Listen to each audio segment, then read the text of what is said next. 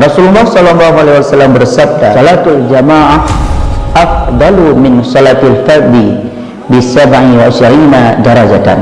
Bahwasanya salat jamaah itu mempunyai kelebihan 27 derajat daripada salat sendiri. Maka dalam hal ini, untuk mencapai solusi kebaikan akhirat kita, lazimkan diri, salah satunya adalah salat berjamaah. Karena salat berjamaah ini mempunyai kelebihan yang sangat luar biasa.